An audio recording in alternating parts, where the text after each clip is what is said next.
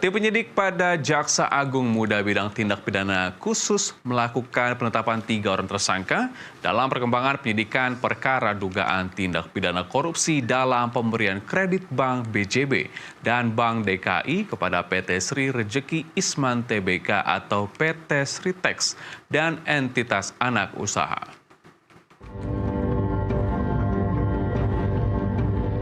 Tiga orang ditetapkan sebagai tersangka setelah ditemukan alat bukti yang cukup telah terjadi tindak pidana korupsi dalam pemberian kredit kepada PT Sri Rejeki Isman Tbk atau PT Sritex, yakni terhadap Diki Syahbandinata selaku pemimpin Divisi Korporasi dan Komersial Bank BJB tahun 2020,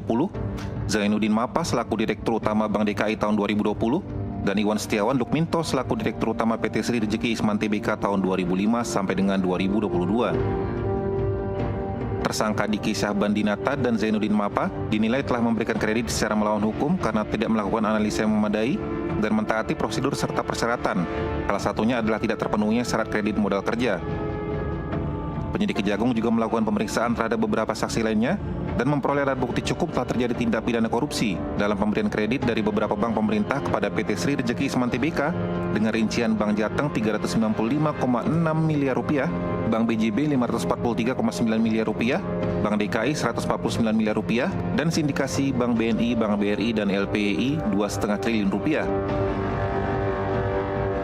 Akibat adanya pemberian kredit secara melawan hukum oleh Bank BJB dan Bank DKI kepada PT Sri Rejeki Isman Tbk telah mengakibatkan kerugian negara sebesar 692,9 miliar rupiah dari total nilai outstanding atau tagihan yang belum dilunasi sebesar 3,5 triliun rupiah. Setelah dilakukan pemeriksaan terhadap DS, kemudian terhadap YM dan terhadap ISL, pada hari ini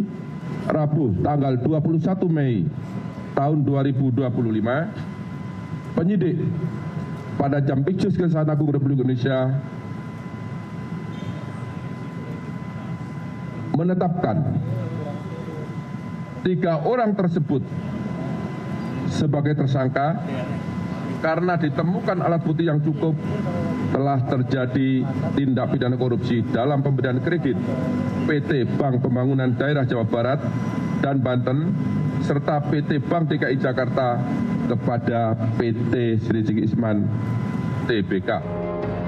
Adapun pasal yang disangkakan terhadap ketiga orang tersangka, yakni melanggar pasal 2 ayat 1 atau pasal 3 junto pasal 18 Undang-Undang Nomor 31 Tahun 1999, sebagaimana diubah dan ditambah dengan Undang-Undang Nomor 20 Tahun 2001 tentang perubahan atas Undang-Undang Nomor 31 Tahun 1999 tentang pemberantasan tindak pidana korupsi junto pasal 55 ayat 1 ke 1 KUHP.